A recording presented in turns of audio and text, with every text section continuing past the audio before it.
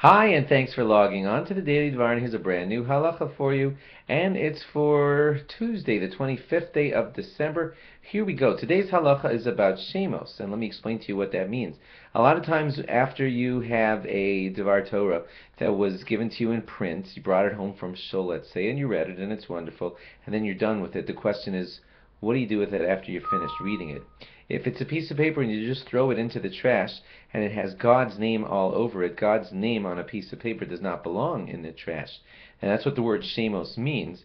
Shemos means names, and it means names of God, and they're supposed to be treated holy. They're not supposed to be treated by placing them in the garbage. And so that's why we all have that nickname shemos. We say, what should I do with these shemos? And a lot of shuls have a special bin where they will take all Torah papers that people have photocopied or whatever, and they'll put them in those bins, and then at a certain time of the year they will take them, and in a proper way they will bury them in a cemetery, because we don't want God's name to be just rotting in the trash with other things. We bury them just like we do with any holy thing, and that's what should happen with holy papers. Now, you should be careful about that. You should not be photocopying tons and tons and tons of these things, because you're causing God's name to be buried into the ground. Don't be photocopying Jewish stuff that doesn't need to be photocopied. If you have to, you have to. But then don't be creating tons and tons of it for no good reason. Okay, that's one thing.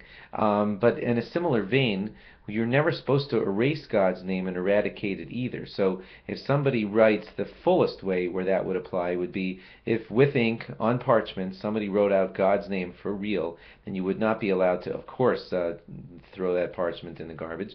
You would also not be allowed to erase that name of God off of the parchment by scraping the ink off of the paper. But now to lesser forms of that. What happens when somebody writes God's name on a whiteboard or a chalkboard at school? Should that be erased? It's probably not a good idea to ever write God's name fully on a blackboard, because we don't want to be erasing God's name. And some would say it doesn't matter because it's only chalk, and some would say it does matter. But either way, you want to play it safe and not be caught erasing God's name, and therefore don't do that. Don't write God's name on a board or in any form like that where its writing will end up being erased.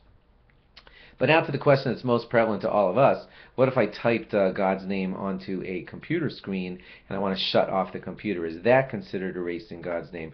What if he's on a CD and I just chuck the CD in the garbage? There are a lot of different opinions amongst the rabbis as to how to treat that. Some rabbis say that all those things are no problem whatsoever, because you're not really erasing God's name. There are a lot of lighted pixels on your computer screen that are lighting up God's name, and when you turn it off, those lights are turned off, but it's not really like erasing God's name. And some people say when it ends up electronically digitalized into a CD or a tape, then it's not really like writing and it could be erased. But if you're involved in any kinds of things like this, certainly if it's continuous, check with your rabbi and how he suggests that you proceed with this, because we don't want to be ever taking God's name in vain, putting it in the trash in an improper way, or erasing it where we're not supposed to be doing it. Just wanted to alert you to the topic, and if you have these specifics that apply to you a lot, make sure to research it more before causing more problems. Thanks for logging on.